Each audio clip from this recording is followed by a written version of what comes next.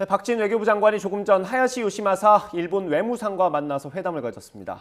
두 장관은 한일 정상회담에 이어 후쿠시마 오염수와 관련한 양국의 입장을 논의했는데요. 자카르타 현지에 나가 있는 취재기자 연결하겠습니다. 신현준 기자. 네, 인도네시아 자카르타에 나와 있습니다. 네, 두 장관이 만나서 어떤 논의를 했습니까?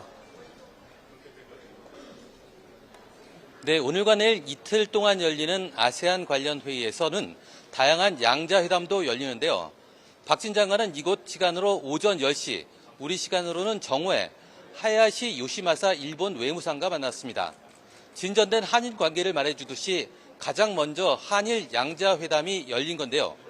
회의 논의 내용을 공개하지는 않았지만 분위기는 상당히 좋았던 것으로 전해졌습니다. 하야시 외무상은 후쿠시마 오염수 방류의 안전성을 강조하면서 구체적인 방류 계획을 설명한 것으로 보입니다. 이에 대해 박 장관은 한일 정상회담에 이어 오염수 방류 모니터링의 실시간 공유와 우리 전문가의 점검 참여 등을 촉구한 것으로 전해졌습니다.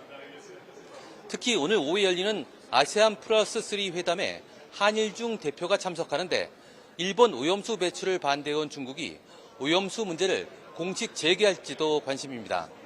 중국은 ARF 의장 성명에 오염수 방류에 반대하는 입장을 담자고 제안한 것으로 알려졌습니다.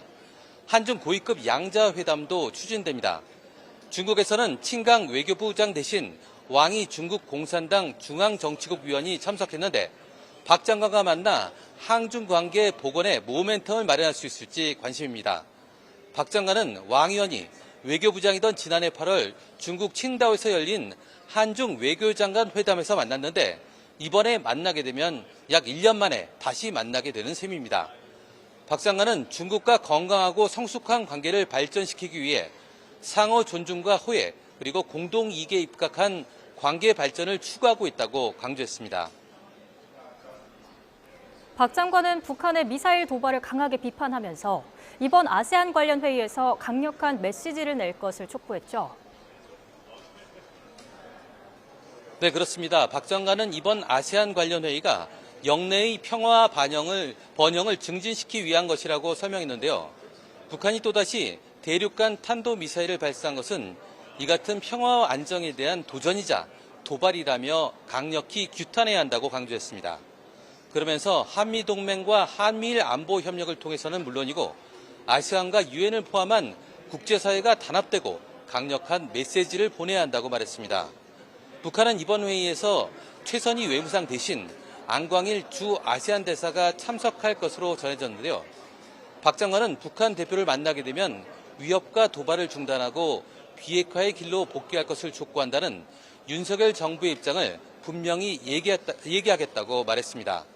정부는 우리가 참석하는 모든 양자나 다자회의에서 북한의 핵 미사일 위협에 대한 국제사회의 단합된 대응을 촉구할 예정인데요. 특히 북한이 참여하는 아세안 안보포럼 의장 성명에 북한 도발을 규탄하는 내용을 담는 데 외교력을 쏟고 있습니다. 박진 장관의 말을 잠깐 들어보겠습니다.